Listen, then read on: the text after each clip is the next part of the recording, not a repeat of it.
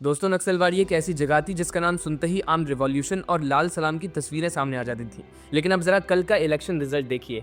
इसी नक्सलबाड़ी में बीजेपी के आनंद में बर्बन करीब 1 लाख वोट्स के मार्जिन से जीतते हैं। 1 लाख से।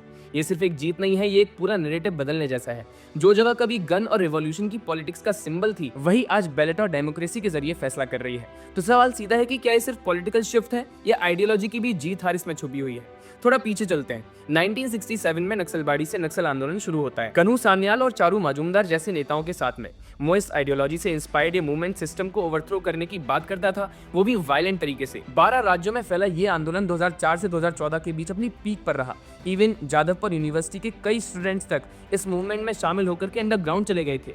उस समय से रिवॉल्यूशन कहा गया, लेकिन हर रिवॉल्यूशन की एक कॉस्ट होती है और कम्युनिस्ट रिवॉल्यूशंस का इतिहास देखें तो ये कॉस्ट अक्सर ह्यूमन लाइव्स में चुकाई गई। 1972 में आंदोलन के वायलेंट होने की वजह से चारू मजूमदार को गिरफ्तार कर लिया गया और हिरासत में ही डेथ हो गई और खुद कानू सान्याल ने 2010 में आत्महत्या कर ली। So where does all this take us? खैर, अब वापस नक्सलबाड़ी पर आते हैं। वेस्ट बंगाल में हिस्टोरिक 92.93% वोटर टर्नआउट दर्ज हुआ है इस बार, जो राज्य के इतिहास का सबसे ऊंचा वोटर टर्नआउट था। आज नक्सलबाड़ी क्षेत्र वोट के जरिए सरकार चुन रही है। कोई बंदूक नहीं, कोई अंडरग्राउंड मूवमेंट नहीं, सीधा डेमोक्रेटिक पार्टिसिपेशन। ये चेंज अपने आप में एक साइलेंट रिवॉल्यूशन है, क्योंकि यहाँ पर एक इंटरेस्टिंग कॉन्ट्रास्ट दिखाई देता है। एक तरफ वो आइडियोलॉजी है जो कहती थी कि बदलाव सिर्फ संघर्ष और हिंसा से आएगा, दूसरी तरफ डेमोक्रेसी है जहाँ एक वोट भी चेंज ला सकता है। एक सिस्टम लोगों को लड़ा करके बदलना चाहता था, दूसरों ने पार्टिसिपेट करवा कर। बीजेपी एक सिविलाइजेशनल डेमोक्रेटिक पार्टी है, यानी एक ऐसी पार्टी जो कल्चरल रूट्स और डेमोक्रेटिक फ्रेमवर्क दोनों के साथ लेकर के चलने की बात करती है, और ग्राउंड पर इसी आइडियोलॉजी की जीत का रिफ्लेक्शन हमें देखने को मिल रहा है।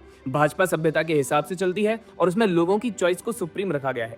ये अपने आप में एक फुल सर्कल है जो कंप्लीट होता हुआ दिख रहा है। आखिर में एक बात साफ है कि लॉन्ग रन में बैलेट बुलेट से ज्यादा पावरफुल साबित होती है। नमस्कार।